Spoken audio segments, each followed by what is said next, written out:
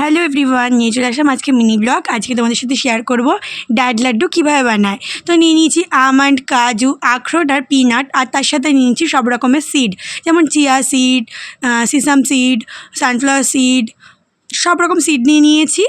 তো আর এখানে নিয়ে নিয়েছি তোমার খেজুর, যেটা নর্মাল খেজুর হয়, সেটা জাস্ট তোমার বীজটাকে ফেলে দিয়েছি।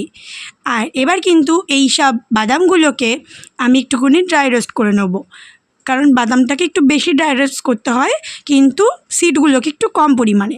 এবার সব সিডগুলো দিলেও শুধুমাত্র তোমার যেটা সাদা তিল হয় সেটা আমি পরে দেবো, কারণ ওটা পুড়ে যেতে পারে। তো সব সিড একটু ভেজে নিয়েছি হালকা করে, দেন এখন সাদা তিলটা দিয়ে দেবো। তো দেখো আমি সাদা তেলটা দিয়ে নিলাম। এবার এটাকেও হালকা করে একটু ড্রাই রোস্ট করে নেবো, মানে ভাজবো না, জাস্ট হালকা করে ড্রাই রোস্ট করবো, নাহলে কিন্তু পুড়ে যাওয়ার সম্ভাবনা রয়েছে। তো ড্রাই রোস্ট করা হয়ে গেছে আমার। এবার আমি এটাকে মানে ঠান্ডা করতে দেবো। দেন কড়াইতে দেখো আমি একটু ঘি দিয়ে দিয়েছি। ঘিয়ের উপর কিন্তু আমি যেই ছাড়িয়ে নেওয়া বা মানে বিচিটাকে ছাড়িয়ে নেওয়া যে খেজুরটা আছে ওটা এখন দিয়ে নিলাম। ওটাকে একটু সতে করে নেবো, মানে একটু হালকা করে, যেটাকে বলে হয় টেলে নেবো।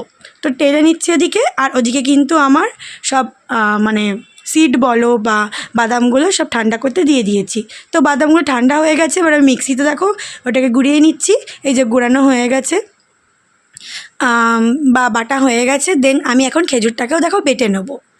তো খেজুরে বাটা হয়ে গেছে। এবার এই সব কিছুর উপরে খেজুরটা দিয়ে নিলাম। দিয়ে নিয়ে এটাকে এখন আমাকে লাড্ডু বানাতে হবে।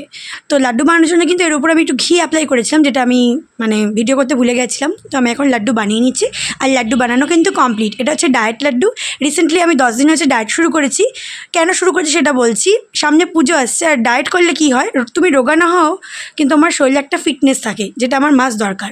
তো আমি এখন সকালে এই যে মাখানা, একটা ডায়েট লাড্ডু আর একটা খেজুর খাই। এটা ভালো খেজুরটা, যেটা 100 টাকা করে।